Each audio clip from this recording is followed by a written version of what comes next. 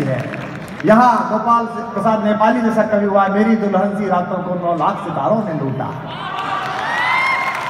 40 करोड़ों को हिमालय ने बुलाया। मैं जब जब बिहार आता हूँ, जब जब उत्तर प्रदेश में घूमता हूँ, तो मुझे लगता है कि हम अहमदाबाद जाएंगे, अभी एक बड़ा कार्यक्रम होगा राजपथ क्लब का। आज की तिथि में जो यहाँ मानदेय मिलेगा उससे 3 गुना मिल जाएगा। बिहार में पेमेंट कम मिलता है, हमारे सब कवि कहते हैं। और कार्यक्रम भास्कर का हो तो जगदीश जी और कम करा देते हैं। लेकिन बिहार में और मुंबई में एक अंतर है, बिहार में और दिल्ली में एक अंतर है, बिहार में और अमेरिका के न्यूयॉर्क में कविता पढ़ने में एक अंतर है। न्यूयॉर्क में, मुंबई में, कलकत्ता में धन कविता सुनता है, बिहार के गांव तक में मन कविता सुनता है।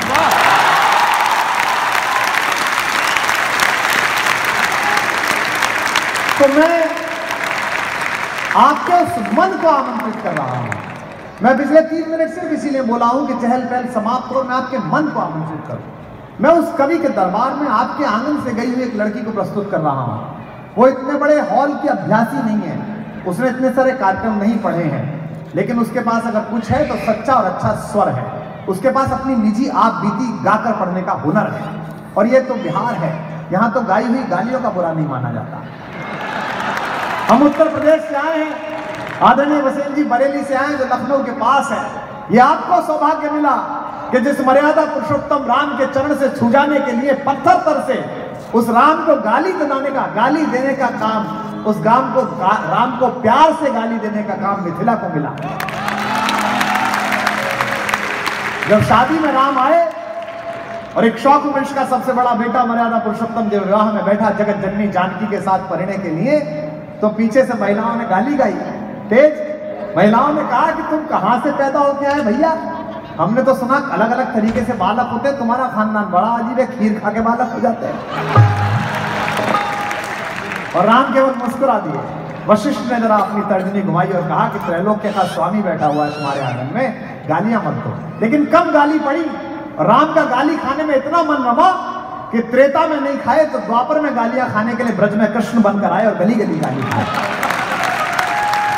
तो ये गाई हुई गालियों का प्रदेश है, ये मिथिला है, विद्यापति का मिथिला है, मैथिल कोकिल विद्यापति का मिथिला है।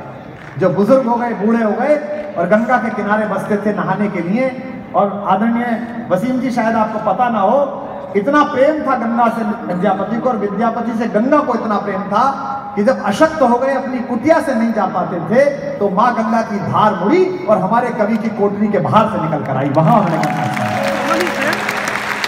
तो अंकिता सिंह यहाँ पर बैठी है, वो बिहार की बेटी है और आज पूरी दुनिया में उसने कविता का पंख फैलाया है।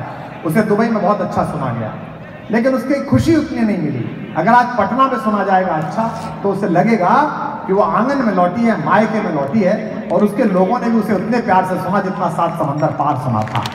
एक बार जोरदार तालियां बजाकर अंकिता सिंह का स्वागत।